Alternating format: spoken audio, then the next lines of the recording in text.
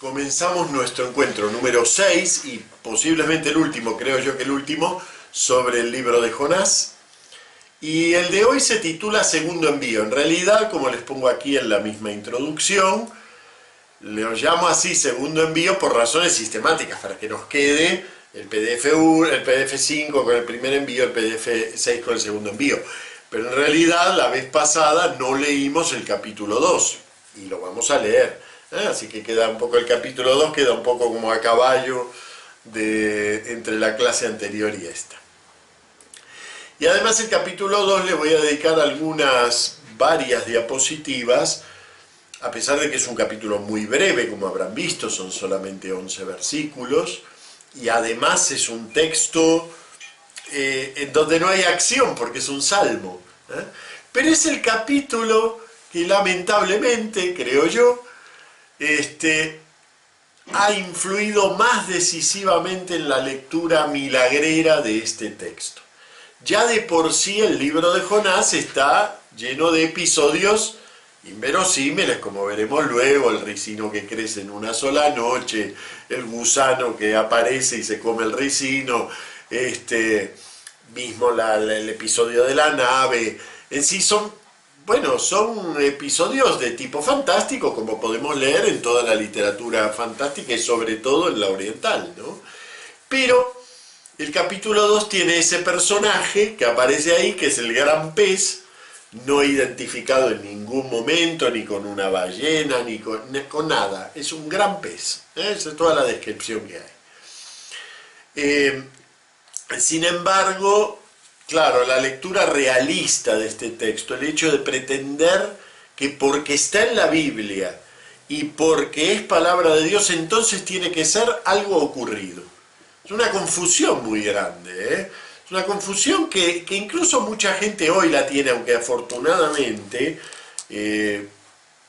yo creo que eso es uno de los grandes sedimentos del estudio de la enseñanza, digamos, de la divulgación bíblica en este medio siglo, desde el Concilio Vaticano II hasta ahora. Uno de los efectos es que se va saliendo de ese historicismo radical. Yo ya les cité, en el primer encuentro sobre Jonás, ya les cité, por ejemplo, la opinión de un exégeta de 1945, o sea, no les estoy hablando del siglo XVI, de 1945, un exégeta que decía que, bueno, que el que niega la historicidad del episodio de Jonás, del Jonás y la ballena, el que niega la historicidad de ese episodio, está negando la resurrección de Cristo, ¿no? O sea, es una mezcla. Y no se basa en cualquier cosa ese hombre, o sea, no es un ignorante, es un exégeta que sigue toda una línea. Hoy tengo ahí en la diapositiva 5 la cita extensa de San Agustín. Yo saben que soy muy admirador de San Agustín, pero a veces, como en todo grande, hay momentos en que mete la pata, ¿no? Para mí este es uno de los puntos más bajos de la obra de San Agustín, ¿no? O sea, de esos puntos en donde evidentemente no calibró realmente lo que estaba diciendo. Le pregunta un discípulo, Deogracias, le pregunta algunas cuestiones sobre el Antiguo Testamento, ¿no? Y entonces, por carta. Y entonces, dentro de esas cuestiones hay una sobre Jonás. Y le dice, con mucha sensatez, está muy lindo el planteo que le hace Deogracias, ¿no? Dice, en fin, ¿qué debemos pensar de Jonás? De quien se dice que estuvo 3 días en el vientre de una ballena. Es increíble que fuese tragado un hombre vestido y estuviese en el interior de un pez. Si se trata de un símbolo, dígnate explicármelo. Y está muy bien, Ben le abre la puerta. Claro, él, Deogracias, no es el especialista, entonces no se anima, pero se da cuenta que la cosa tiene que ir por el lado del símbolo, de la alegoría, por lo menos para la época, era la forma de leerlo, en que podía ser leído.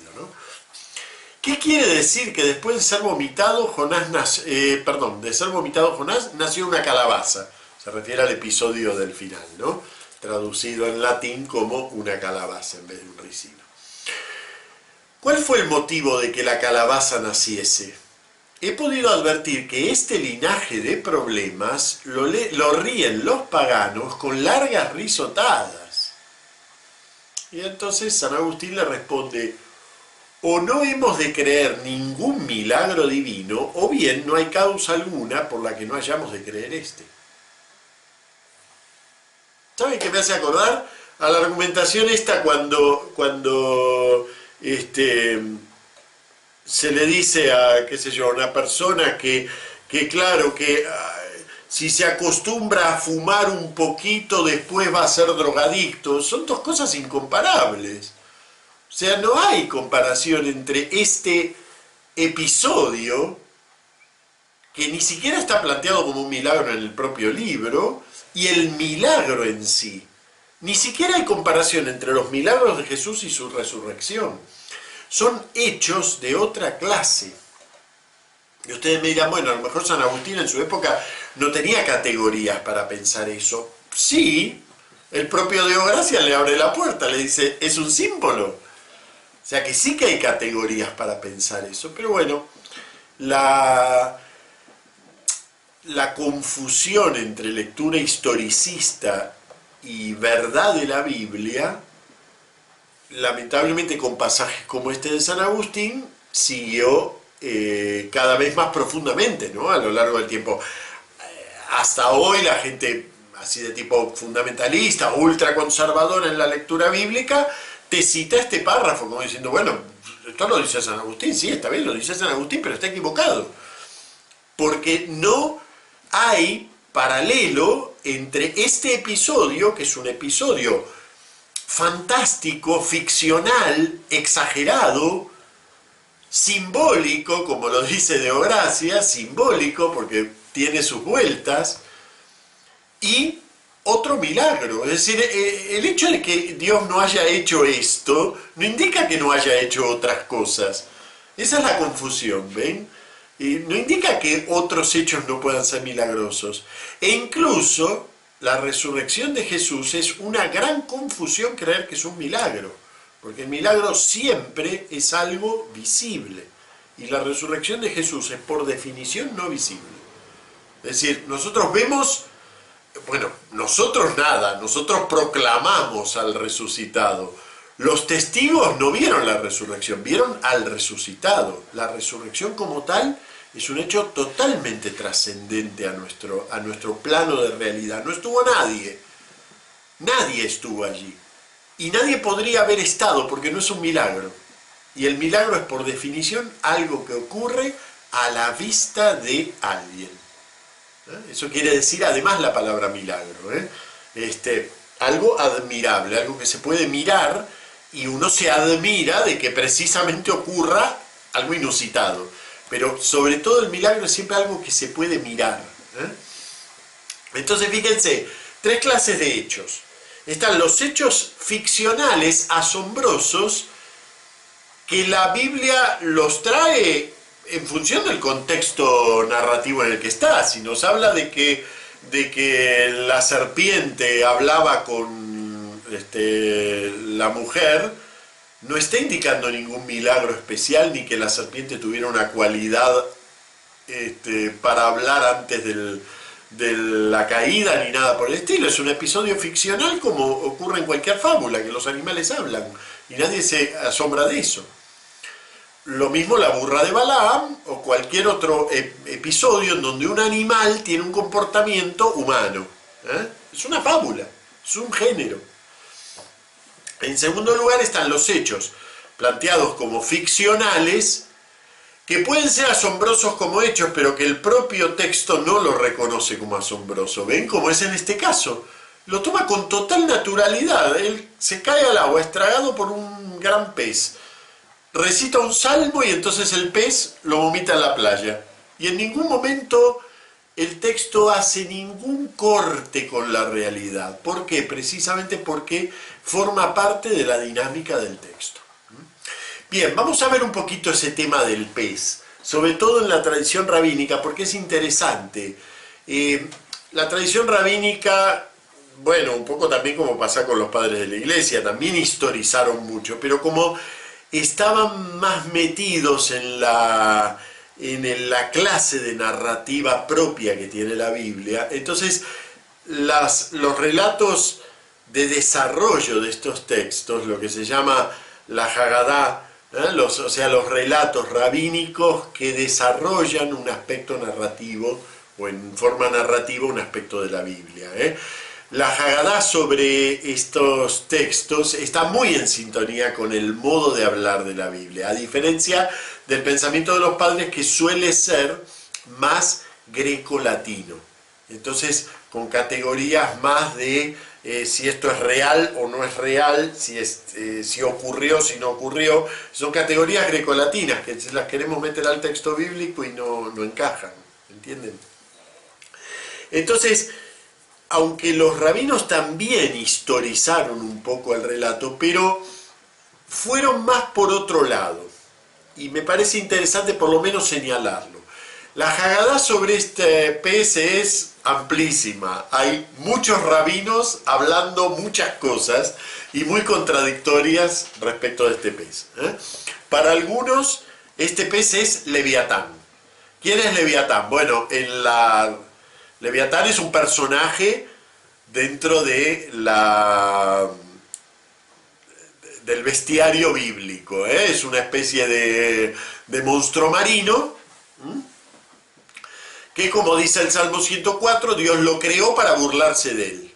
Nosotros traducimos más finamente, Dios lo creó para que retose. Pero en realidad lo que dice el texto hebreo es, Dios lo creó para burlarse. Es una cosa medio primitiva la concepción. La idea es, Leviatán, ¿se acuerdan que en el quinto día de la creación se crean los grandes monstruos marinos, a los que por medio del verbo crear se los distingue cuidadosamente de seres maléficos increados, incluso aquellos seres que recuerdan el mal, como es el mar, o como son los monstruos marinos? Incluso esos seres que evocan el mal están bajo la potencia de Dios, bajo la potencia creadora. Esa es la idea que nos quiere transmitir el texto del Génesis 1. En el día quinto Dios crea, entre otras cosas, Dios crea los grandes monstruos marinos. Como aparecía este personaje de Leviatán, que aparece en Job, que aparece en el Salmo, entonces los rabinos identificaron esos monstruos marinos del día quinto con Leviatán. Pero ¿qué hace un monstruo marino en la creación? Si no hace nada, si está ahí para que Dios se burle de él. Entonces, ¿qué hace? ¿Por qué lo creó? Bueno, los rabinos, digamos, desarrollaron esta idea de que Leviatán, esto aparece más en la literatura apocalíptica, como se los pongo en la diapositiva 4. Leviatán, Dios lo creó para que cuando llegue el banquete de los justos puedan comer. O sea que él está destinado a ser comida del banquete de los justos. ¿Ven? Es un símbolo, la idea de que, bueno, hasta el mal que está presente en la creación, si bien bajo la tutela de Dios, pero hasta el mal que está presente desaparece en el banquete de los justos, ¿no? Entonces, Dios lo crea en el quinto día y allí está retosando sin hacer nada hasta el banquete de los justos. Eso es la literatura apocalíptica. Luego, en otra tradición rabínica,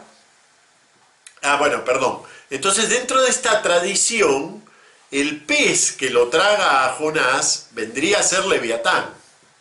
Esa es una.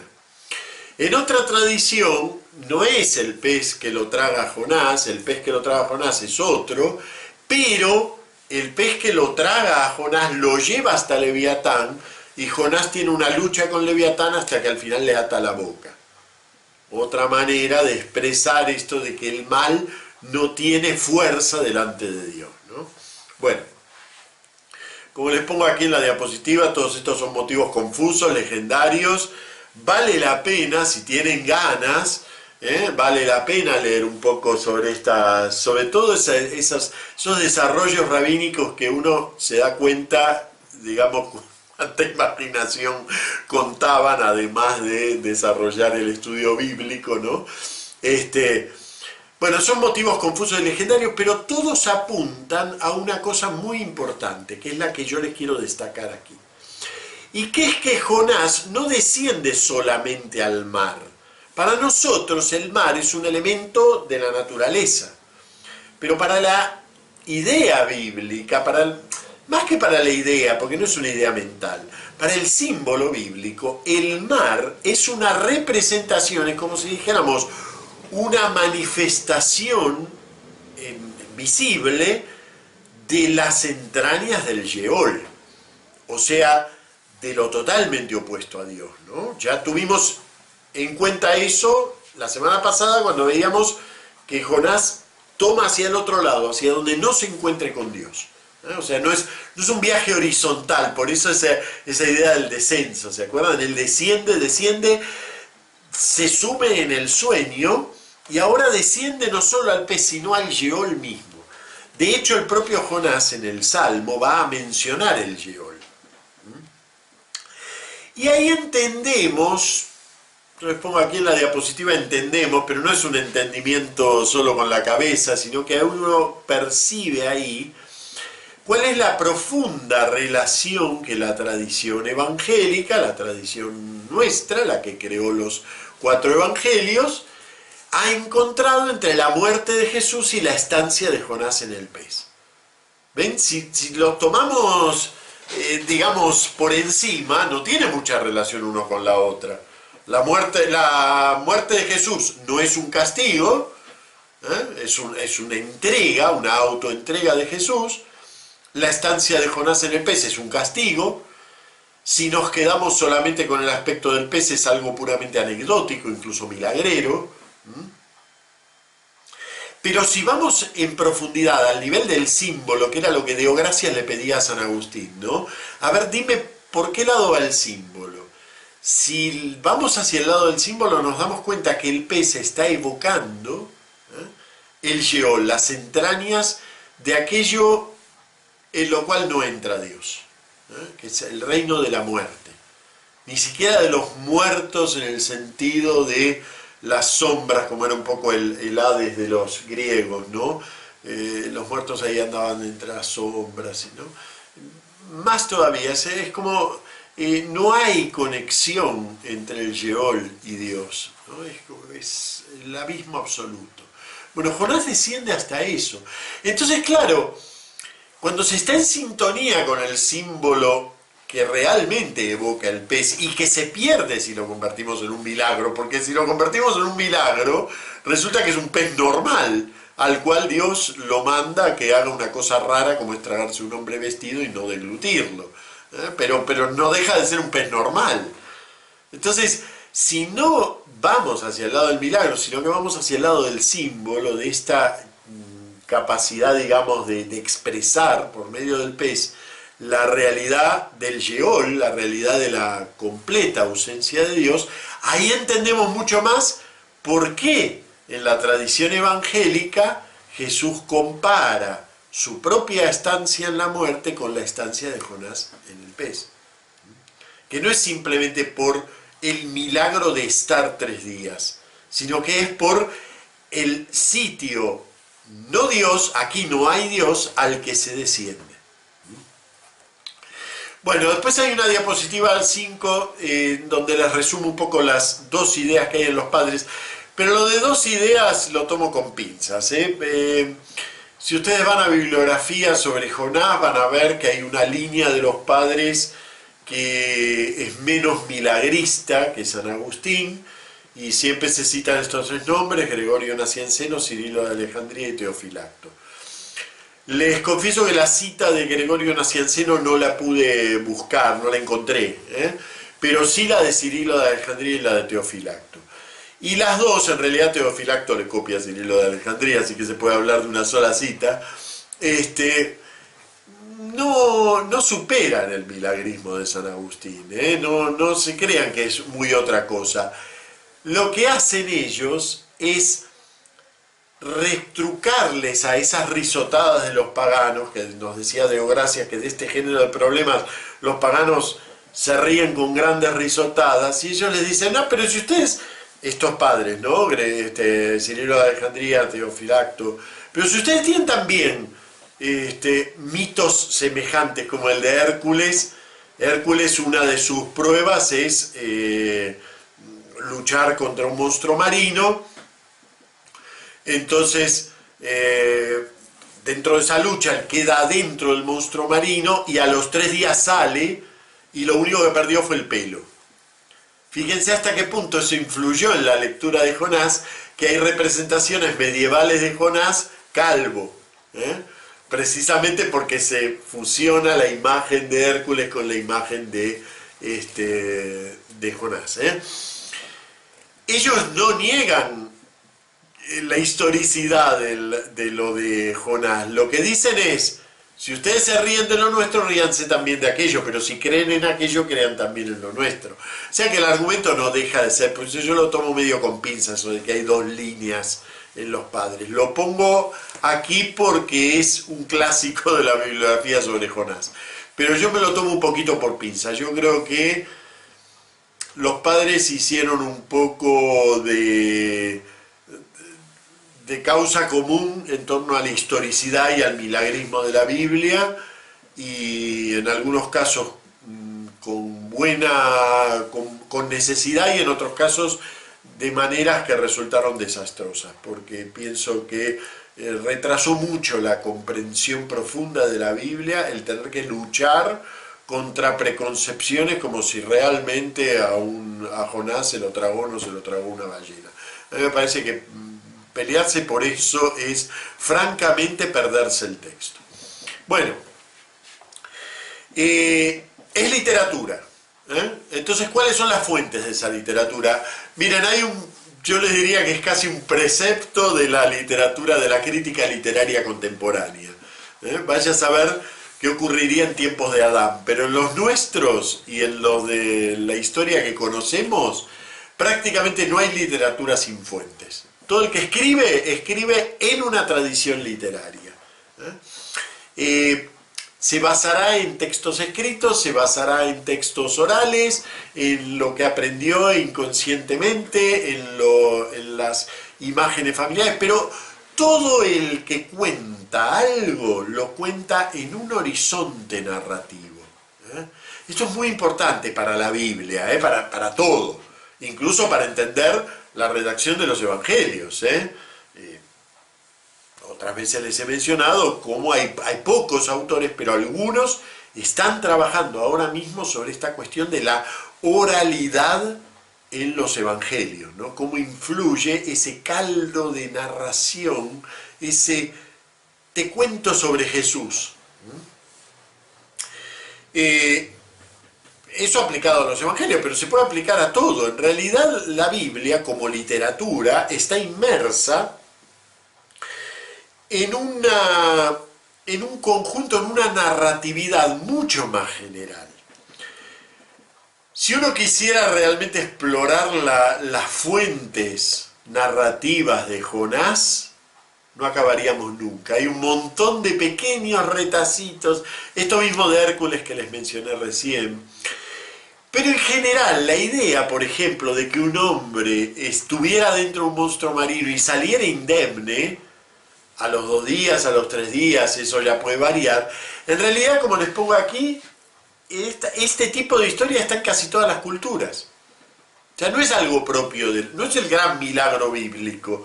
Es una clase de historia que posiblemente las distintas culturas se la van copiando a partir de la fantasía de los marineros. Los marineros, bueno, después de la 3ª copa en el bar del puerto empiezan a divagar sobre lo que vieron, ¿no? Entonces, bueno, es un clásico eso, ¿no? La fantasía de los marineros, hasta hay coplas que hablan de eso, coplas españolas me refiero. Entonces, ven, fue ese tipo de intercambios entre culturas haciendo que determinados aspectos legendarios, por ejemplo un hombre que es tragado, aparezca en varias culturas al mismo tiempo. No necesariamente por un intercambio directo, pero lo más probable en este caso es que funcione esta fantasía de los marineros.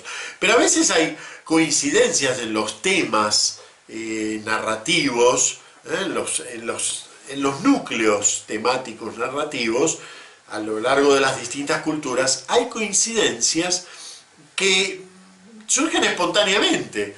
Prácticamente todas las culturas tienen algún diluvio en su origen, digamos. Y nadie sabe por qué todas las culturas lo tienen.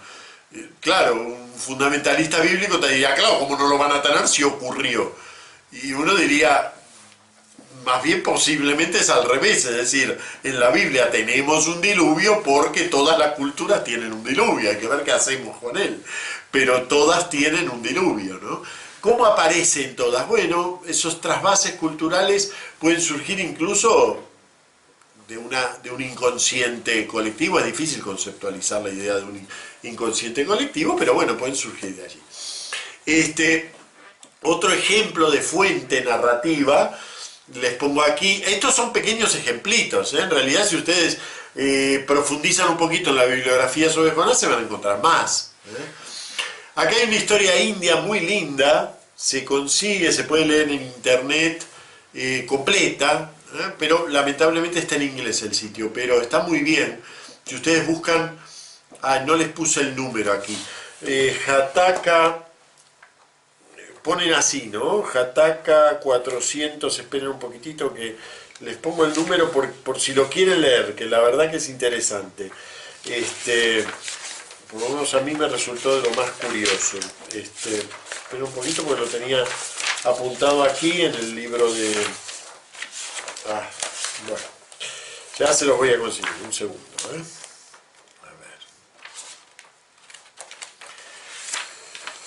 Bueno.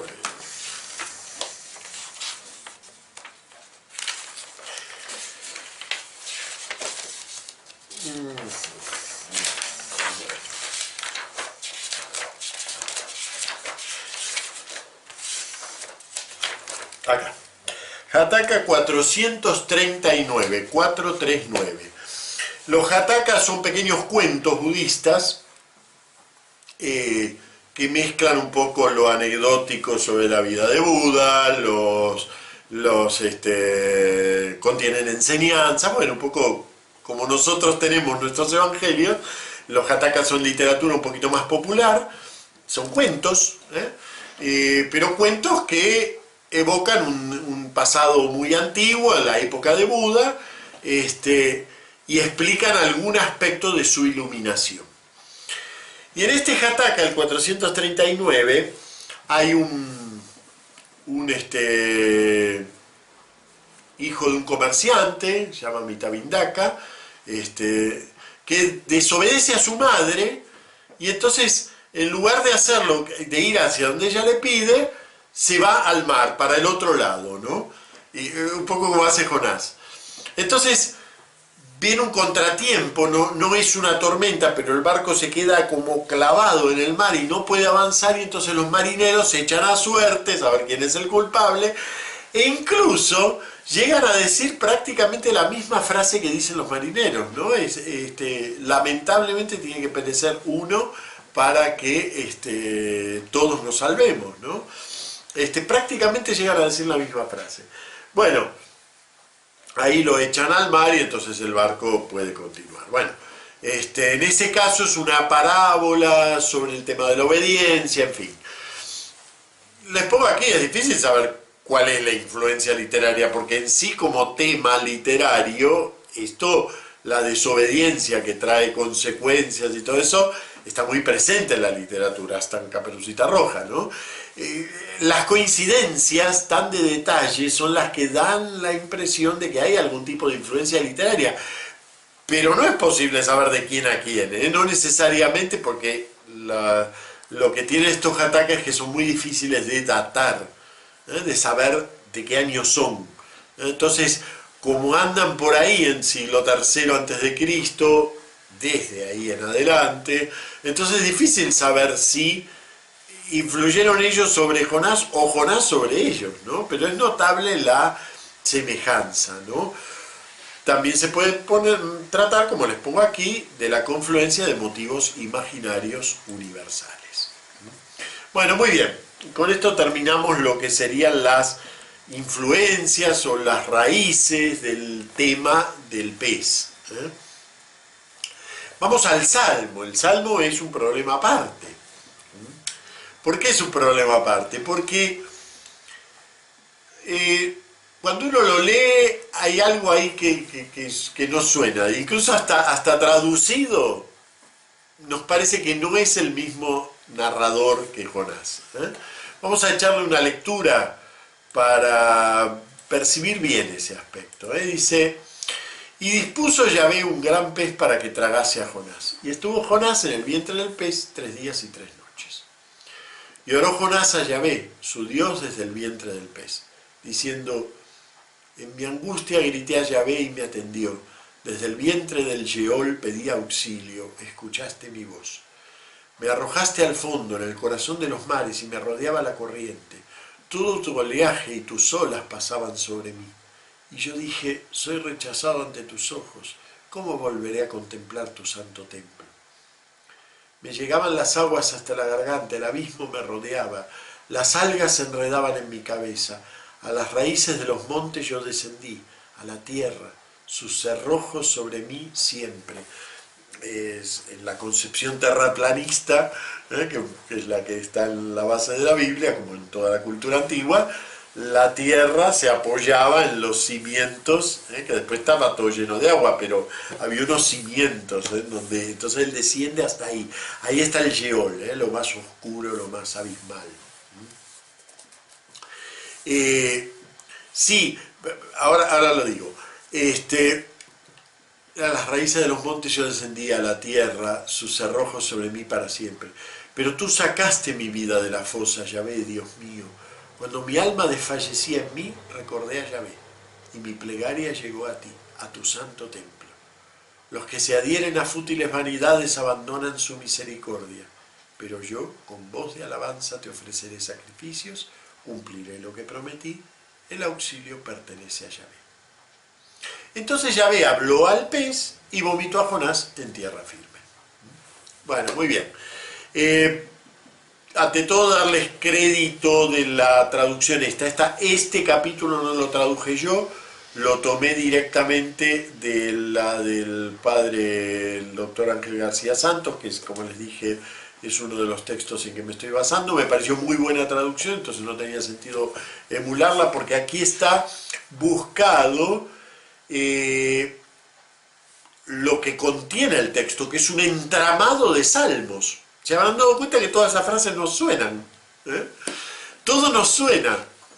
¿Y de qué nos suena? De los salmos. Es un entramado, es un entretejido de salmos. No hay aquí arameísmos, que están por todos lados del texto de Jonás. No hay aquí las palabras que más le gustan a Jonás, al narrador. Bajar, grande, esas palabras no están aquí. Y como les digo, los arameísmos que son característicos de la época en que fue compuesto, ¿no?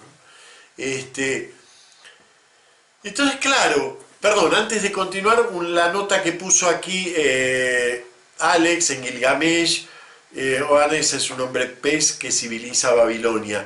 Es otra de las fuentes que también se han explorado en el caso de Jonás. Por eso les digo que yo apenas he mencionado un poquito como para que vean que Jonás está dentro de un entramado literario muy amplio. Pero si ustedes van a bibliografía se van a encontrar con que prácticamente cada aspecto de Jonás está relacionado con alguna leyenda literaria, alguna mitología. Es decir, un poco lo que le pasa a toda la literatura bíblica, ¿no? Pero también en particular le pasa a este libro. No pretenden originalidad literaria. En realidad ellos piensan a partir de lo que ya se está pensando. La originalidad no está en la narración, no está en lo literario. La originalidad está, y ya lo veremos, en cómo queda completamente abierto a una pregunta y una respuesta y una repregunta que nos tenemos que seguir haciendo. Bueno, volvemos al texto del Salmo. Les decía, es un Salmo que habrán notado que no es lenguaje de Jonás, o sea, del libro de Jonás, ¿no? Es un lenguaje como importado. Entonces, claro, los especialistas, a lo largo del tiempo, esto ya se vio en la antigüedad, pero bueno, en la antigüedad un poco como se concebía la Biblia como una especie de dictado divino, entonces bueno, en la antigüedad Dios podía dictar en distintos estilos sin problema. Pero ya cuando llega la época de la crítica histórico-literaria, empieza a surgir el problema de esto. ¿Será que el Salmo es una interpolación? Saben que hay toda una época del estudio bíblico en donde todo lo que no encajara con exactitud se consideraba una interpolación. Vaya a saber qué querían decir con interpolación, porque una interpolación es un elemento extraño, agregado a algo que tiene sentido por sí mismo. Por suerte, toda esta ideología de las interpolaciones en la Biblia ya, digamos, la forma que tenemos hoy de estudiar la Biblia ha superado eso, pero estuvo vigente hasta los años 80.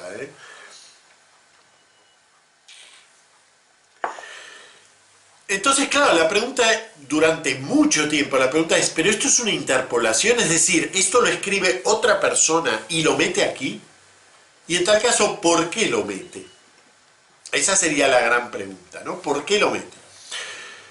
Una respuesta bastante clásica y bastante acertada también es que, bueno, de alguna manera este salmo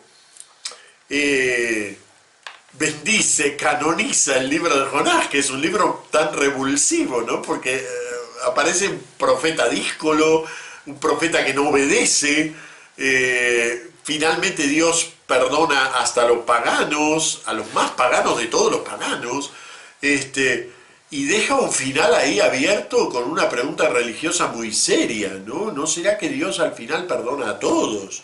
Es una especie de, como en nuestra tradición cristiana, la apocatástasis, ¿no? Es decir, al final Dios acoge a todos, los buenos, los malos en el cielo, ¿no? Hay toda una línea de lectura que va por ese lado, ¿no?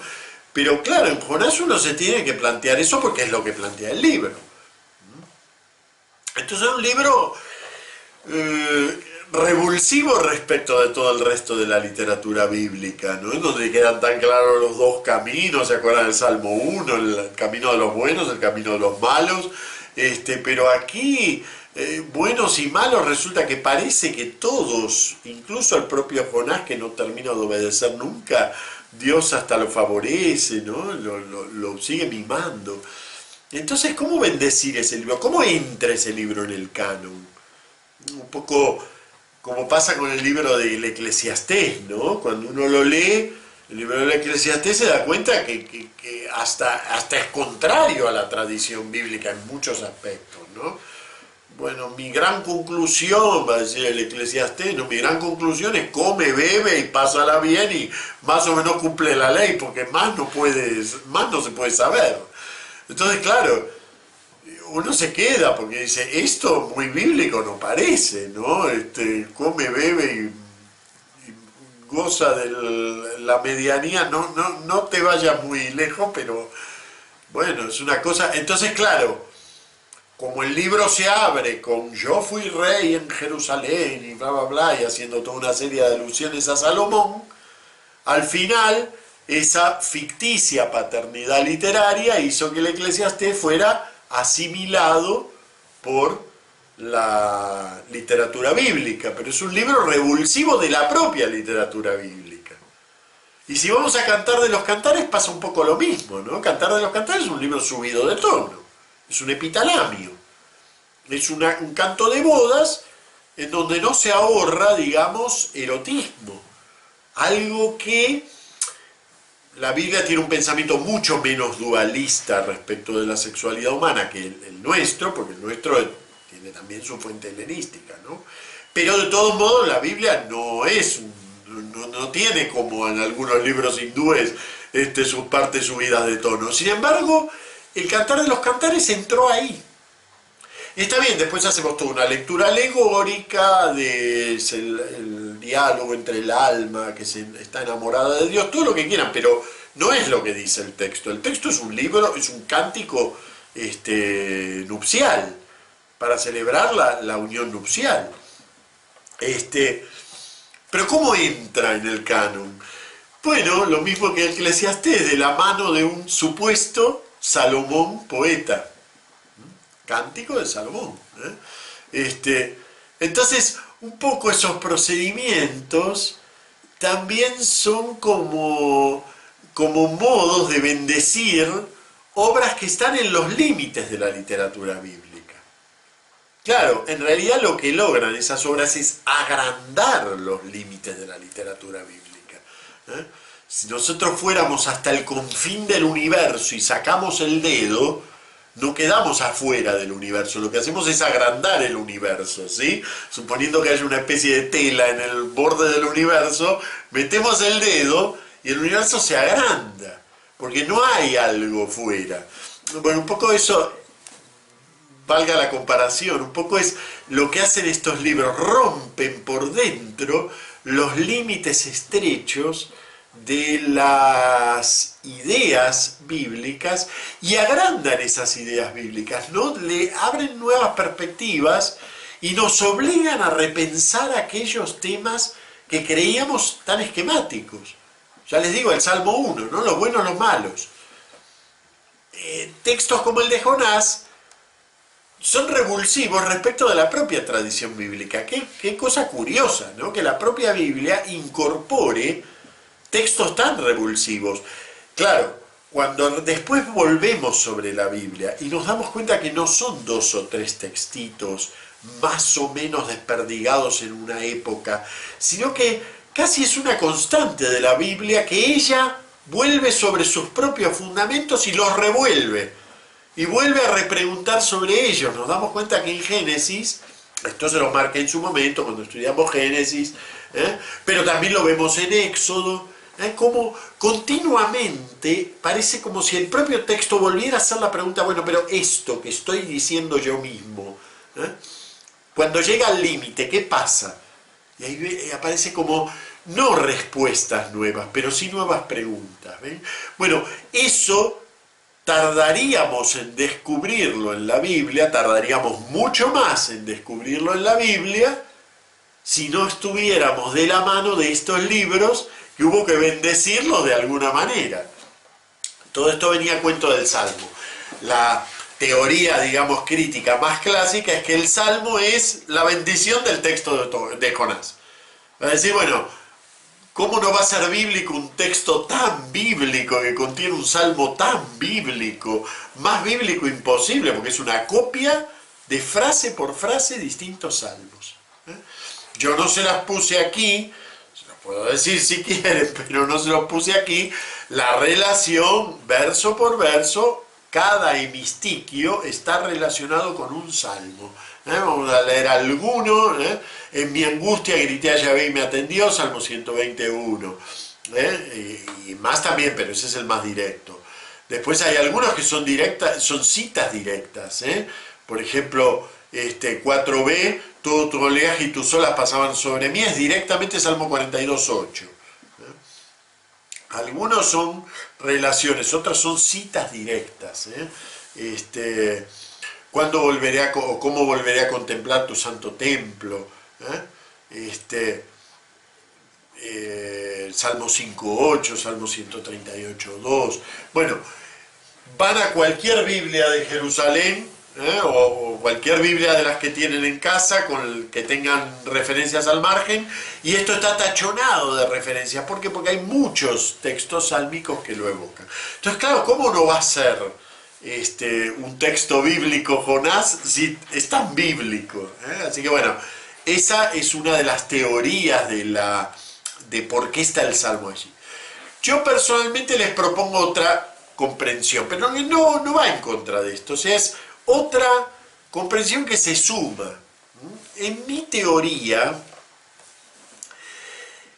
claro, porque después uno se puede preguntar, pero ¿por qué le da las gracias si todavía no ocurrió nada?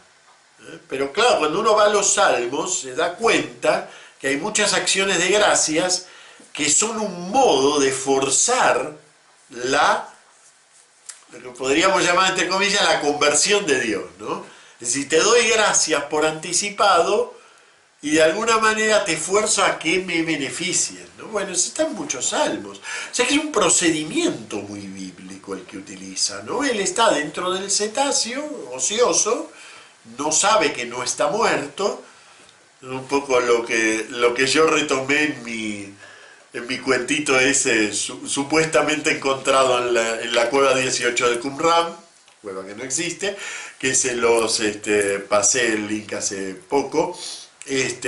Poco lo que retomo es eso, ¿no? Hasta que Jonás toma conciencia de que él no está muerto, ¿no? Entonces cuando se da cuenta que está vivo, se le ocurre recitarle a Yahvé un salmo, ¿no? Entonces tiene que acordar cómo eran los salmos, porque él creía estar muerto. Bueno, un poco la idea es esa, ¿no?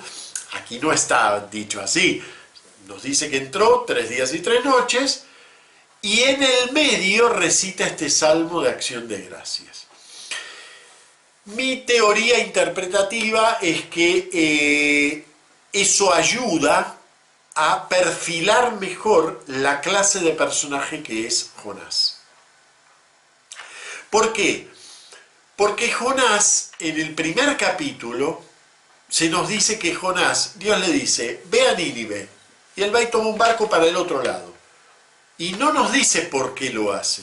Entonces, tenemos que tratar de entender quién es Jonás para ver si es un puro desobediente, un estúpido, o si lo hace por algún motivo que incluso puede ser religioso. ¿Se acuerdan que ya estuvimos explorando la semana pasada un motivo religioso? ¿Se acuerdan de esa distinción que hacían los rabinos entre los que honraban al padre y al hijo, al solo el padre como Elías, o solo el hijo como Jonás? Es decir, que hay un motivo religioso. Jonás es un hombre religioso. Jonás no es un tonto, ni es un desobediente en un sentido craso, profano. Es un desobediente muy sutil. Es un desobediente como luego caracterizarán los evangelios a los fariseos. Cuando Jesús diga, bueno, se tragan el camello y cuelan el mosquito. ¿Cómo puede ser? ¿Ven? Jonás no desconoce el lenguaje de Dios, no desconoce cómo conseguir esa conversión de Dios. No es un ignorante de las cosas divinas, al contrario, y precisamente tan conocedor es de las cosas divinas que después, sobre el final, veremos que él tenía muy en claro que Dios iba a ser misericordioso. Él lo tenía mucho más en claro que nosotros. Y por eso obra así. Es decir, que el Salmo, esto es independientemente de que además el Salmo pudo haber servido para canonizar el texto, para bendecirlo. Pero más allá de eso, no es una interpolación que no sirva para nada, o no es una interpolación que le dijera, bueno, como el Salmo está para bendecir al texto, si lo quito, el texto gana, porque no forma parte de su plano original. No, no es así. El Salmo forma parte muy intrínsecamente de la presentación de quién es realmente Jonás. ¿Por qué? Porque Jonás es en realidad representación del propio lector. No lee este texto un ninivita, lo lee un israelita. Es decir, lo lee alguien para el cual que Dios perdone a Nínive es un escándalo. Y lo leemos nosotros, para los cuales que Dios perdone a un montón de gente a la que no tendría que perdonar según nuestros criterios, es un escándalo. Es decir, Jonás está muy bien perfilado, ¿ven? Y el Salmo ayuda a descubrir la personalidad profunda de Jonás, que es un buen creyente, no es un mal creyente, no es un desobediente craso, es un desobediente fino. Es un poco el espíritu fariseo, es lo que Jesús va... Ven, ahí tienen otra coincidencia de fondo entre la figura de Jesús, tal como la presentan los evangelios, y la figura de Jonás, que da para pensar. Que da para pensar. ¿Por qué? Porque no digo que Jonás sea figura de Jesús, sino que coincidencia de fondo en este modo como Jesús presenta a los fariseos, ¿no? Y Jonás. Bien. Y ahí terminaría, podríamos decir, el capítulo 2, o lo que podemos decir sobre el capítulo 2, me queda solamente una alusión que me parece importante. Después la voy a retocar un poquitito más, la voy a retomar un poquitito más, pero más sobre el final, cuando totalicemos. Hay un fragmento de Jeremías, y ya vamos a ver que Jonás se relaciona muchísimo con Jeremías. Hay un fragmento de Jeremías en donde se nos dice que Babilonia es como un monstruo que traga a Israel, pero que luego está obligado a vomitarlo, ¿no? Si no me acuerdo mal, es Jeremías 50, y esperen que la cita no la tengo escrita, pero ya se las digo enseguidita. Jeremías 51, 30 y algo.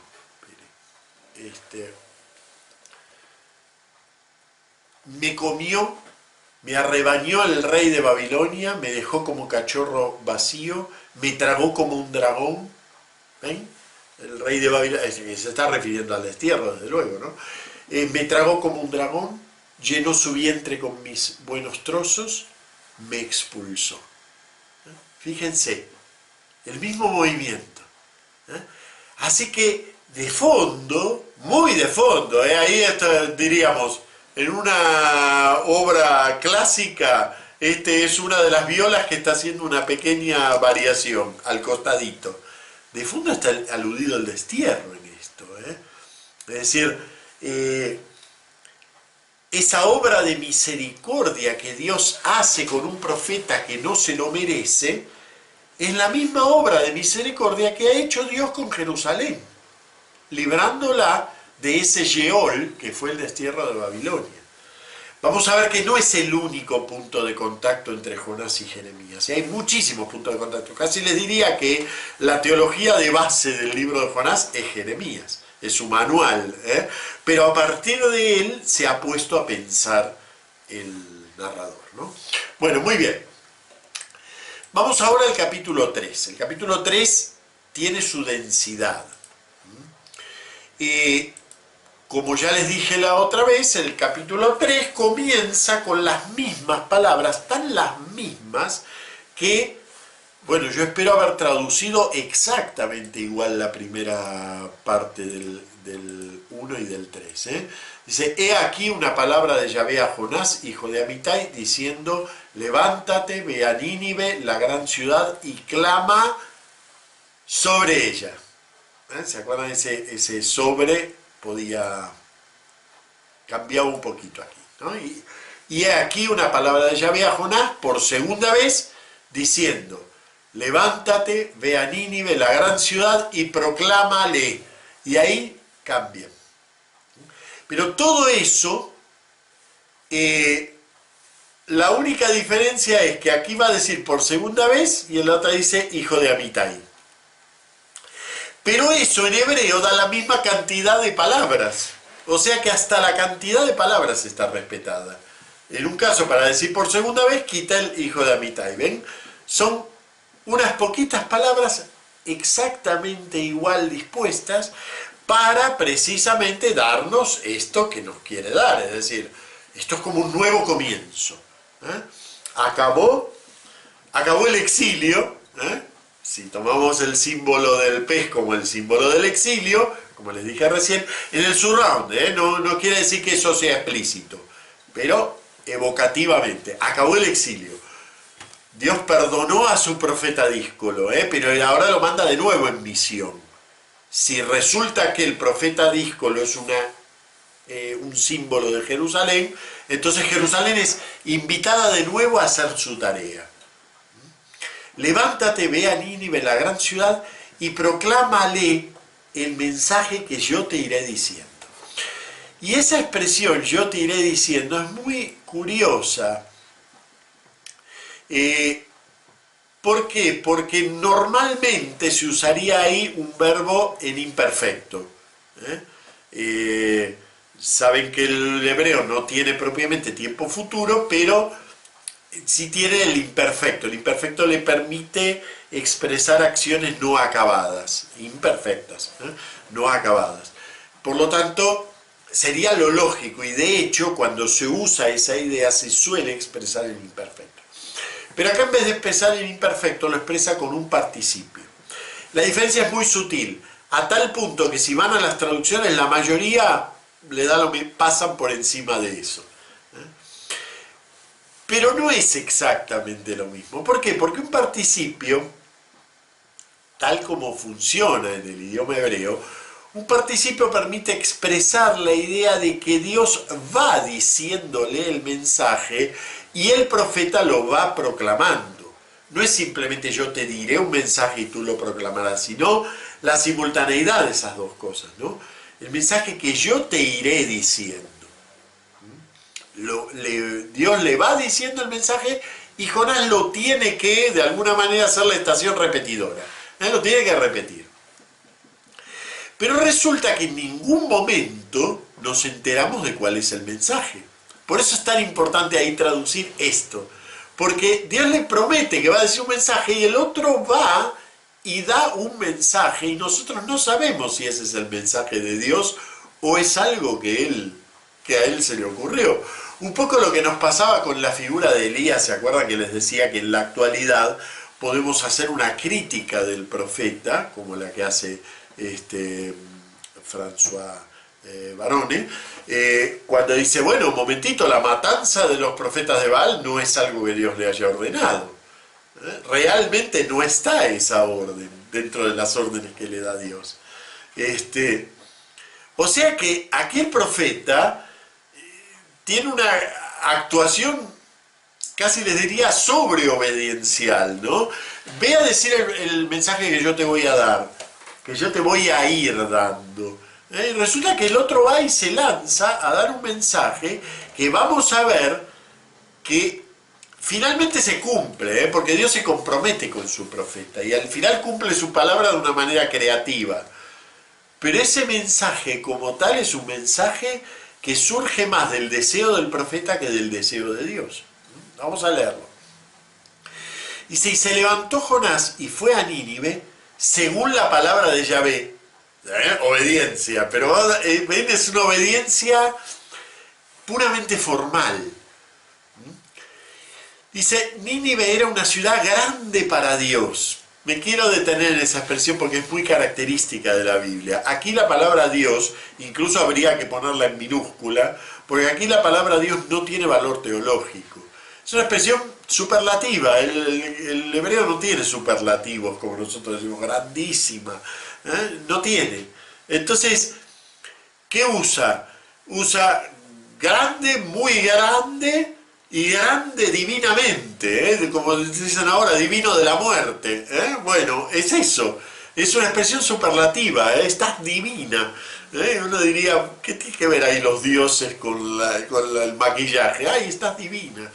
Bueno, es eso, es una expresión superlativa, una ciudad grande para Dios. Pero ¿por qué se las quiero destacar? Porque luego tenemos la misma expresión superlativa en Génesis 1 y sacamos un montón de consecuencias teológicas de ahí, pero en realidad este es un ejemplo de que la expresión es común en la Biblia. Cuando decimos en Génesis 1:2, un viento de Dios, un Ruah Elohim aleteaba por encima de las aguas, un viento de Dios. Es un viento fuertísimo, un viento divino. Bueno, forzudo cazador a la vista de Dios, cuando se habla de Nemrod, o en el Salmo 86, ¿no? Monte de Dios es el monte Basán. No quiere decir que es la montaña de Dios como puede ser Sion, la colina de Dios, o como puede ser el Sinaí. No, monte de Dios aquí quiere decir simplemente un monte enorme. Monte de Dios es el monte Basán. Bueno, Nínive es una ciudad grande para Dios. Por supuesto que aquí está también posiblemente usado irónicamente, en el sentido de que tenemos el sentido directo, que es un superlativo, es una ciudad muy grande, pero ahora resulta que Dios se la va a ganar para él. Entonces nos quedan esos dos sentidos. Y después viene la flagrante exageración que luego los críticos, los lectores críticos realistas no saben qué hacer con esto. De 3 días de recorrido. Bueno, no, ni remotamente Nínive llegó a ser nunca de 3 días de recorrido. De hecho, hoy nos costaría encontrar una ciudad que tardemos 3 días en recorrerla, no sé, quizás Nueva York, quizás México, Distrito Federal, quizás París, pero una ciudad de 3 días de recorrido es como una enormidad. Los críticos realistas, o sea, los que quieren darle historicidad a este texto, dicen, no, lo que pasa es que no se refiere a Nínive, sino a toda el área, y entonces trazan el triángulo al cual posiblemente Jonás se refería.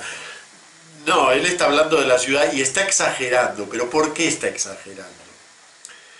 Primero, el 3 ya saben que le gusta, 3 días y 3 noches, 3 días de recorrido, pero además está exagerando porque ahora se nos dirá que el profeta va y da su mensaje un día. O sea que su obediencia es súper económica, su obediencia está reducida al mínimo. La ciudad era de 3 días de recorrido. A él lo mandan a recorrer la ciudad y proclamar así, pero ya al día se cansó y se fue. Y de hecho después se va a ir al este de la ciudad a contemplar el panorama, a ver cómo Dios destruye la ciudad. Y se levantó Jonás y fue a Nínive, según la palabra de Yahvé. Nínive era una ciudad grande para Dios, de 3 días de recorrido, y comenzó Jonás a entrar en la ciudad en recorrido de un día. O sea que ese es el contraste que quiere establecer. Los 3 días no tienen que ver con ninguna región, tienen que ver con mostrar que el profeta solo obedece formalmente. Y proclamaba diciendo, aún 40 días y Nínive será volteada.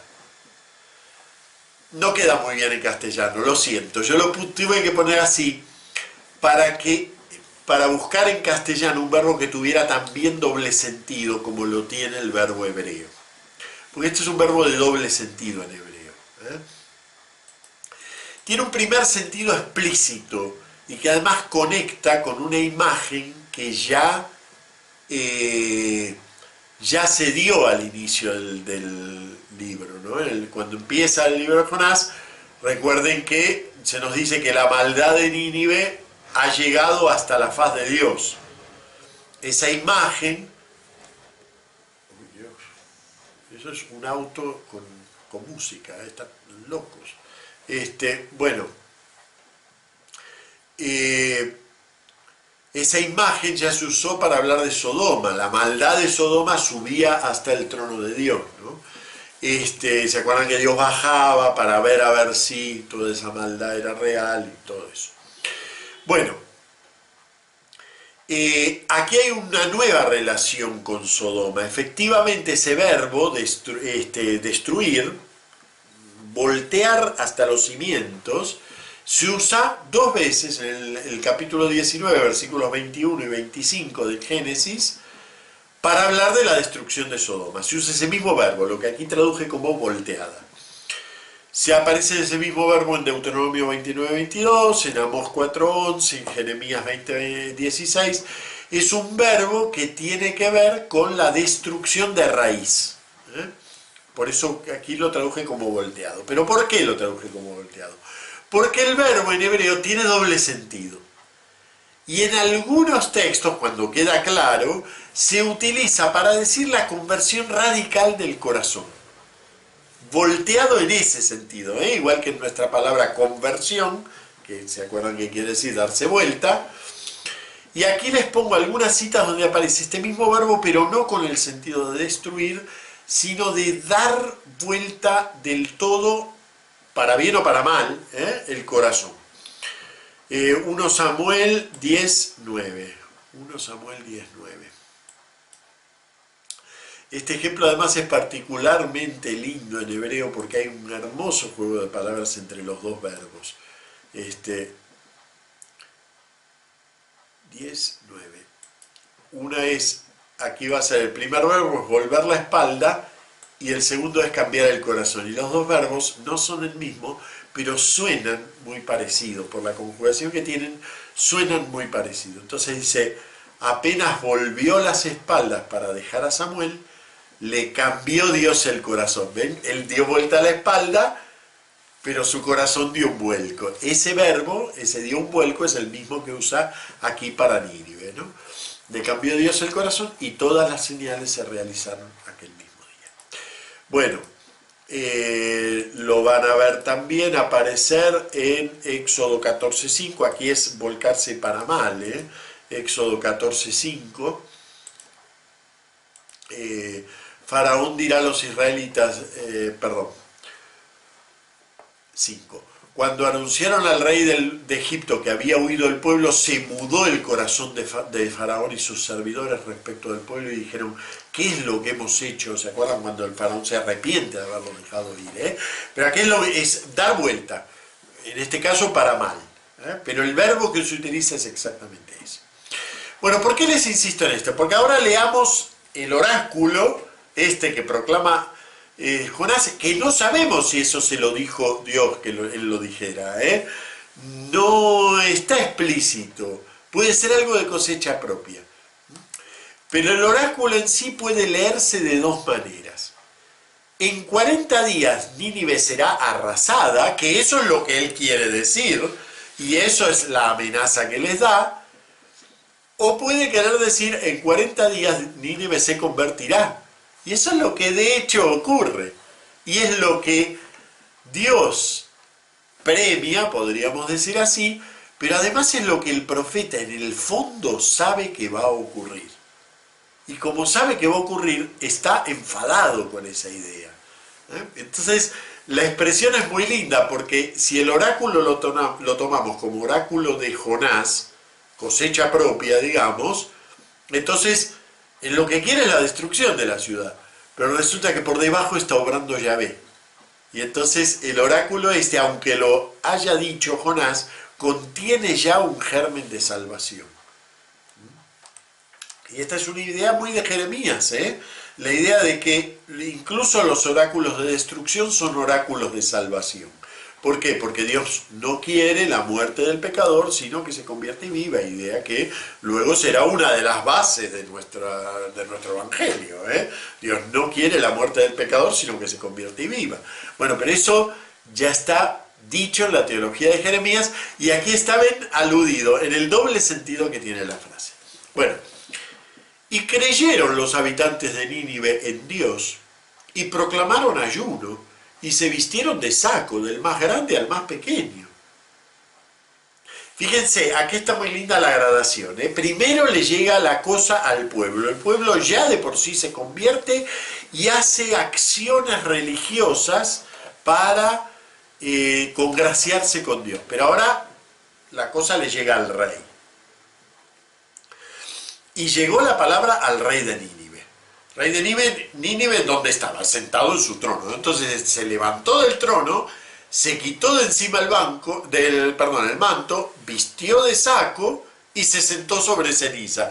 Muy irónico, ¿no? Porque el rey parece que lo único que hace es estar sentado. Entonces pasa de estar sentado en el trono a estar sentado en la ceniza.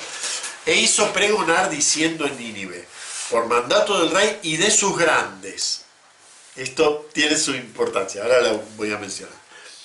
Hombres y animales, ganado mayor y menor, no comerán nada, no pastarán y no beberán agua. Obviamente esto no lo podemos leer de manera realista, ¿no? Les recomiendo, hay un hermoso cuento, que después lo voy a poner en las publicaciones de TF, pero un hermoso cuento que ha escrito nuestra compañera del curso, Maite, está puesto en el foro de TF, que es el diálogo de las vacas sobre lo que tienen que ayunar, ¿no? Está muy lindo, muy simpático. Está muy bien esta falta de memoria de las vacas, que bueno, claro, ¿cómo van a ayunar las vacas, no? Bueno, pero porque es una idea hasta ridícula, pero fíjense con la seriedad con la que lo dice el decreto, ¿no? Ganado mayor y menor, no comerán nada, no pastarán, no beberán agua, vestirán saco cada hombre y animal, y clamarán a Dios con fuerza, y se convertirá cada uno de su mala conducta y de la injusticia. Es muy linda la palabra que utiliza aquí para injusticia, porque es una palabra que abarca muchos tipos de males, ¿no? Es un concepto muy amplio, no puede jamás, es un concepto que puede abarcar robo, pero también puede abarcar violencia, engaño, crueldad. Un poco la palabra injusticia no es que esté mal, pero pero bueno, no termina de darle todo su sentido a esto, que es como decir, bueno, todo eso que hacemos todos los días, ¿no?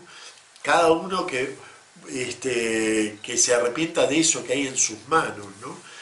¿Quién sabe, esto es teología de Jeremías también, quién sabe se vuelva y arrepienta a Dios, vuelva el ardor de su ira y no perezcamos? Miren qué teólogo el rey, porque sabe perfectamente que el ayuno y la penitencia no obligan a Dios, pero lo piden, lo piden y puede ser que Dios se arrepienta. Eso ya les digo, esa idea es específicamente de Jeremías, ¿no? Esta cosa de, bueno, el ayuno, la abstinencia, todo eso no obliga a Dios, pero lo tratan de congraciarse con él para que él se arrepienta, pero es un condicional, todo está supeditado al juicio de Dios. Dios trasciende, no es una relación de tipo te doy y me das, no, Dios trasciende eso, entonces hay que ponerse a merced de él. Bueno, el planteo del Nuevo Testamento va a ser ese, ¿no? Y vio Dios sus obras, que se volvieron de su mala conducta, y se arrepintió Dios del mal que había dicho que les haría, y no lo hizo. Y se cumple el oráculo, porque en 40 días Nínive fue volteada, o sea que el oráculo realmente se cumplió. Hay que tener cuidado, porque cuando traducimos esto con en 40 días Nínive será destruida, entramos como en una especie de contradicción, ¿no? Pero entonces los oráculos proféticos, claro, el profeta se enfada porque su oráculo no se cumple. No, el profeta no se enfada por eso, además lo va a decir explícitamente que él no está enfadado porque el oráculo no se cumpla, sino porque realmente se cumple en profundidad, que es lo que él no quiere. No quiere ese arrepentimiento. Él lo dice. Les digo porque en bibliografía se insiste mucho en que gran parte del enfado de Jonás es porque su oráculo no se cumple y él queda como un falso profeta. No, él no quedó como un falso profeta porque realmente el oráculo sí se cumplió, en el sentido de cumplimiento que tiene, sutil, que tiene el Antiguo Testamento. Y entonces ahora viene el fundamental capítulo 4, porque es el que cierra o abre todo, y son muy pocos versículos, pero es fundamental. Y se disgustó Jonás con gran disgusto y se enfadó. La palabra que aquí traduzco como disgustó es porque no me quedaba otra en el contexto, no puedo decir literalmente, pero vamos a ponerlo literalmente, y se maleficó Jonás con gran mal. Porque él, no puedo poner esa palabra, pero es la misma que se vino usando en toda la narración. Aquí tengo las citas de los distintos sitios donde se usó. Se nos decía, 1, 2, 7 y 8. Clama sobre ella porque ha subido la maldad sobre ellos. En el 7 se dijeron unos a otros, vamos a echar suerte a ver por quién ha venido este mal sobre nosotros. ¿Sí? Es decir que el mal recorre, podríamos decir así, todo el texto del libro. Es el mal que comete la ciudad, es el mal que perciben los marineros y que es lo que los lleva a su conversión, y es también el mal que entra en Jonás. Se disgustó Jonás con gran disgusto. Ese mal que andaba por ahí difuso dando vueltas, ahora entró en el alma de Jonás. Y oró a Yahvé, diciendo, ay Yahvé, ¿acaso no era esta mi palabra cuando estaba en mi tierra? O sea que ahora nos vamos a enterar el verdadero motivo de su desobediencia. Y así me apresuré a huir a Tarsis, porque sabía que tú eres un Dios clemente y misericordioso, lento a la ira, abundante en gesed, en amor, ¿no? Que se arrepiente del mal. Bueno, todas estas son fórmulas de fe bíblicas. Son fórmulas de fe tradicionales. Clemente y misericordioso. Hanum Berahum, es un sonsonete. Clemente y misericordioso. Prácticamente esa expresión, Hanum Berahum, suena muchísimas veces en la Biblia. Ahí ustedes mismos la reconocerán inmediatamente, ¿no? Uno dice que Dios es clemente y misericordioso. Prácticamente es como un sonsonete que acompaña al Dios bíblico. Pero ahora ven que Jonás tiene muy claro por qué él es desobediente. Él es desobediente porque es tan religioso que no acepta que la religión tenga que romper sus límites. La misericordia de Dios rompe los límites de la propia religión instaurada por Dios. ¿Por qué? Porque Dios es abundante en amor. Abundante en amor. Miren qué expresión, ¿no? Se arrepiente del mal. Y ahora llamé, quítame por favor de mí mi vida, porque mejor es mi muerte que mi vida. Y dijo Dios, ¿te parece bien enfadarte? Y ni le contesta, ¿eh? O sea, está tan enfadado que ni le contesta a Dios. Segunda parte del capítulo. Salió Jonás de la ciudad y se fue a sentar al este de la ciudad. Salir e ir hacia el este, el único, digamos, que hace eso en la Biblia es Caín. Salió y se fue a instalar al este. Y se hizo allí una cabaña. Y se sentó bajo su sombra hasta ver qué ocurría en la ciudad. Él quiere ver, a ver en qué sentido se vuelca esa ciudad. Si se vuelca hacia el mal, o si, hacia la destrucción, o si se vuelca en el sentido de la conversión. Y dispuso Yahvé Dios un ricino. Aquí los críticos dicen, pero si ya tiene la cabaña, ¿por qué un ricino? Es verdad, pero en el ámbito simbólico en el que se quiere mover el libro de Jonás, así como recién a través de este sintagma hacia el este nos hizo recordar a Caín, así también fíjense que esta doble sombra de Jonás nos hace acordar a Adán, que se teje su propia vestimenta y Dios realmente le hace una vestimenta que sirva para algo. Entonces el otro se cose unos vestidos con hoja de higuera, que es un absurdo, y Dios le cose unos vestidos con pieles de animales. Aquí pasa un poco, pero es una evocación, no es que directamente dicen, porque podría haber sido más explícito, pero no, es una evocación, es como un aire. Y dispuso Yahvé Dios un ricino que creció por encima de Jonás, y se hizo sombra sobre su cabeza, y lo libró de su mal. Y se alegró Jonás con el ricino, con gran alegría. Reproduce la misma construcción gramatical que se disgustó Jonás con gran disgusto. Y dispuso Dios un gusano, ven cómo Dios va disponiendo las cosas, porque Dios es del dueño en su creación. Entonces dispuso de un cetáceo, ahora dispuso de un ricino y ahora dispone de un gusano. Siempre el verbo es el mismo. Dispuso Dios de un gusano que fue creciendo y a la mañana siguiente atacó al ricino y este se secó. Y resultó que con la salida del sol dispuso Dios un viento sofocante y golpeó el sol en la cabeza de Jonás y se desvaneció. Pidió para sí la muerte diciendo, mejor es mi muerte que mi vida. Todo esto evoca una escena muy conocida del ciclo de Elías, en 1 Reyes 19, en donde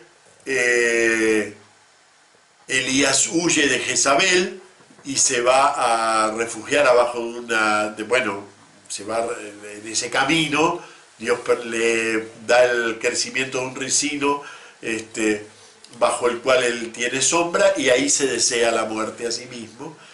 Pero claro, son personajes antitéticos. Jonás no es Elías, es como una especie de caricatura de Elías, hace cosas que evocan la figura del gran profeta. Bueno, mejor es mi muerte que mi vida. Esa es la exclamación de Elías, ¿no? Que Dios le quite la vida. Entonces, y dijo Dios a Jonás, y ahora le repite la misma pregunta que antes, que había quedado sin respuesta. ¿Te parece bien enfadarte por un ricino?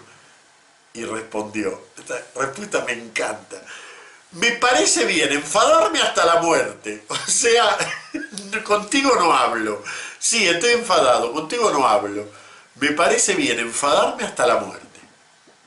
Y no le responde nada más, en realidad tampoco Dios le responde, sino que hace esta que vendría a ser la gran cuestión del libro, y que queda picando. En general los comentarios dicen, bueno, es una pregunta que tiene que responder el lector. En realidad, como les diré ahora, precisamente cerrando un poco y totalizando la lectura que hacemos, yo creo que esta pregunta no tiene respuesta.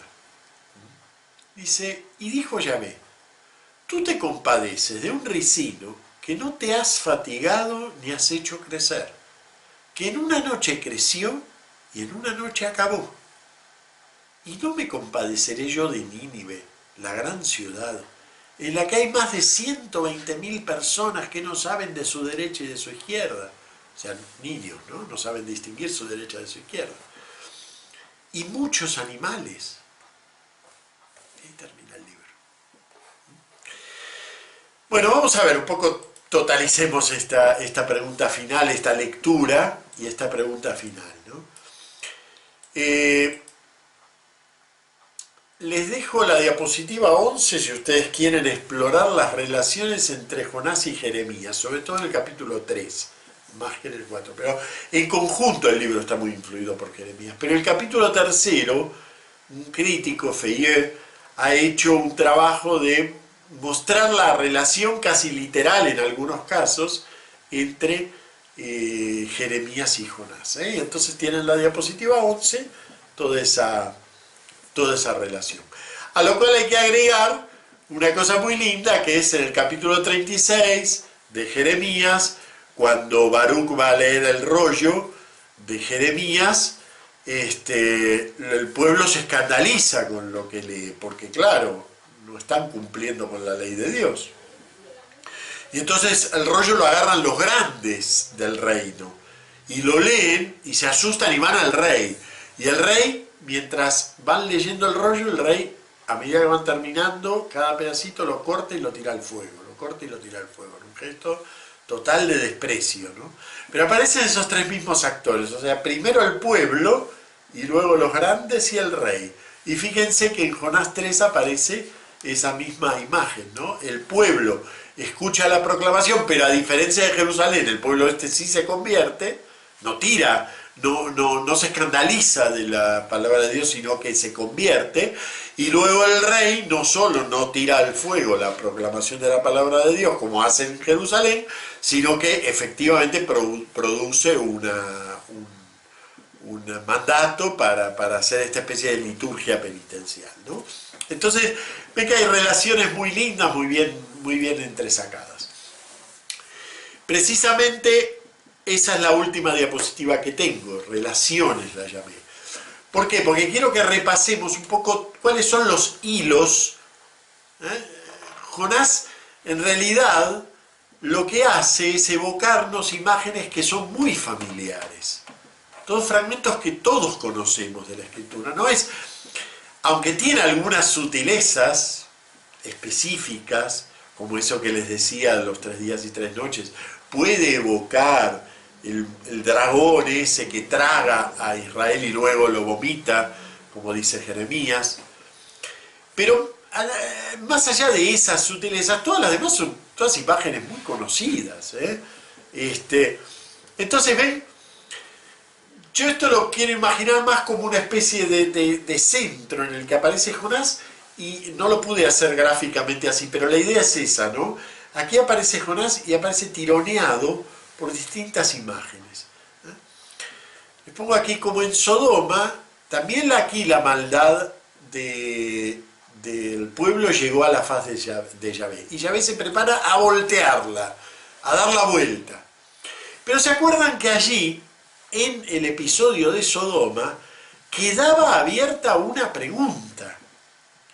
Y una pregunta que nosotros le podemos volver a hacer a Dios, pero ahora está repreguntada en el final de Jonás, ¿no? ¿Es que vas a destruir al justo con el culpable? ¿Se acuerdan de esa lectura que siempre da un poquito de embarazo leerla en misa cuando toca, porque parece que uno está en un mercado persa, ¿no? Cuando Abraham le empieza a regatear a Dios, y si hubiera 45 justos, si hubiera 40, generalmente los lectores de misa no saben qué hacer con eso, porque está llena de humor.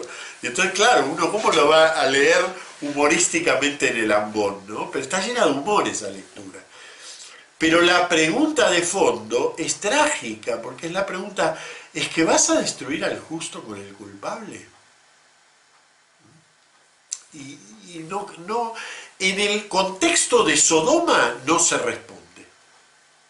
Dios lo que hace es sacar a la familia de Lot de allí y sacarla de la destrucción. Pero no responde a la pregunta de qué va a hacer él con el justo y el culpable. Algunos padres de la iglesia, cuando llega este tema del justo y el culpable, dicen, bueno, lo que pasa es que en realidad Dios perdona a todos por un solo justo, ni por 10 ni por 5, como si Abraham hubiera llegado hasta el final, se hubiera encontrado con Cristo, ¿no? Porque Dios perdona a todo el universo por un único justo. Bien, está bien la idea. Pero en el horizonte de Sodoma esa pregunta no queda respondida. En el horizonte de Jonás podríamos decir, Dios mismo hace la contrapregunta. ¿Cómo te puedes imaginar que yo voy a destruir a todos cuando hay allí niños que son inocentes, animales que son inocentes? ¿Cómo te imaginas que yo voy a destruir todo? Un poco nos devuelve la pregunta, ¿no? ¿Cómo crees que yo soy capaz de eso? Y claro, es una pregunta que no la podemos responder porque tiene que ver con Dios, con lo que Dios es y con lo que nosotros nos imaginamos que Dios es. También esto en relación a Sodoma, ¿no? Pero también pende Jonás de Elías, ¿no? Dios se fía del profeta, también de Elías se fía, pero la palabra de Dios es más eficaz que la palabra del profeta. O sea, fíjense que en Elías es un profeta un poquito trágico por momentos, ¿eh? Y se acuerdan que habíamos visto esto de que Dios finalmente va más allá de Elías y lo hace ungir a Eliseo para seguir salvando, porque Elías no es capaz de compadecerse de su pueblo, esa elaboración rabínica que hemos visto la semana pasada, ¿no? Entonces, Dios se fía de su profeta, pero su profeta no es la última palabra de Dios. La última palabra de Dios, ¿quién la tiene? Dios. El libro de Jonás termina con la palabra de Dios, no hay respuesta. Termina con una palabra de Dios que además es un desafío. Bueno, siguiente cuerda que sostiene este globo del medio, ¿no? Jonás, Jeremías. Bueno, Jeremías, después exploren ustedes la diapositiva 11, ¿no? Dios amenaza, muestra su ira. Jeremías se lo llama el profeta de la ira de Dios. Y sin embargo, esa ira prepara el camino a la misteriosa misericordia de Dios, que termina haciendo que el monstruo expulse a este pueblo. Y este pueblo va a volver al pecado, pero bueno, Dios... Por eso nos hace esta pregunta final, ¿no? ¿Cómo te crees que yo voy a condenar sin salida? ¿Cómo puedes imaginarte que yo soy un Dios que condena sin salida? ¿No? Y bueno,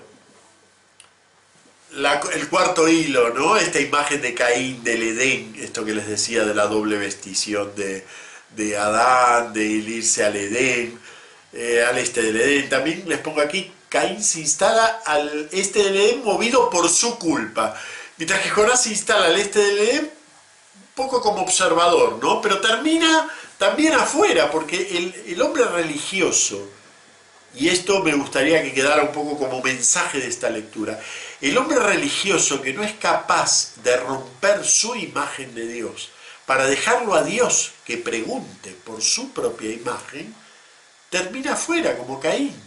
Y sí, observando la culpa de los demás, pero termina afuera, ¿no? Por eso es tan significativo. Caminó un día en una ciudad que merecía 3, pero él caminó un día y fue y se instaló al este de la ciudad. A ver qué pasa. Pero termina como Caín, termina afuera. Creyendo que lo que va a observar es la culpa de los demás, termina él afuera de ese ámbito de misericordia en el cual Dios tiene metido a su mundo, ¿no? Porque fíjense la comparación de la pregunta final. Vamos a volver a leer esa pregunta final porque, bueno, es magnífica. Ese es el libro de Jonás, ¿no? Tú te compadeces de un ricino que no te has fatigado ni has hecho crecer, que en una noche creció y en una noche acabó. Entonces, claro, uno dice, pero si esto es hechura, lo que leíamos el otro día en la primera lectura de la misa del domingo, ¿no? ¿Cómo Dios va a odiar algo de lo que ha hecho? Si lo odiara no lo hubiera hecho. Dios ama a todas sus criaturas, incluso las ama a estas criaturas pecadoras que podemos ser nosotros, ¿no? Incluso allí el amor de Dios nos mantiene en el ser, ¿no? Entonces, ¿cómo vamos a...? Dios no odia nada, porque si lo odiara no lo sostendría en el ser. Ese razonamiento tan brillante y tan simple, pero tan difícil de hacer para nosotros dentro de nuestro horizonte religioso, hecho de límites, ¿no? Entonces, claro, esta pregunta nos abre como una especie de abismo, ¿no? Y ¿cómo comprendemos, cómo predicamos esa misericordia de Dios que siempre va más allá porque siempre mira desde la inocencia, no desde el pecado, ¿no? Mira desde el bien, no desde el mal, desde el gesed, no desde la ruina, ¿eh? No desde la ira, sino desde el gesed, desde el amor, desde la misericordia. Entonces, claro, el hombre religioso no le queda otra que en realidad apocarse, hacerse poco delante de ese exceso, ¿no? Es decir, nosotros no estamos aquí para administrar nada de Dios, ¿eh? Estamos nada más que como avanzadilla. Y Dios nos tiene que sobrepasar a nosotros, porque si no nos sobrepasa, la medida de su misericordia venimos a ser nosotros, ¿no? Entonces Dios nos tiene que sobrepasar. Bueno, ahí terminó la lectura de Jonás, ¿eh?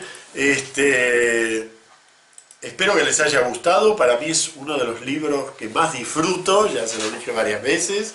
Es uno de los libros que más disfruto del Antiguo Testamento. Me parece un libro brillante, brillantemente escrito, además humorístico, lleno de ironía, lleno de relaciones con todo el resto de la Biblia, ¿no? Entonces, bueno, nada, eso. Espero que les haya gustado también el curso y que les haya hecho vivir un poquito la gran consternación de este lenguaje bíblico frente a un Dios que nos excede y excede incluso a su propia Biblia, ¿eh? Bueno, aquí lo dejamos.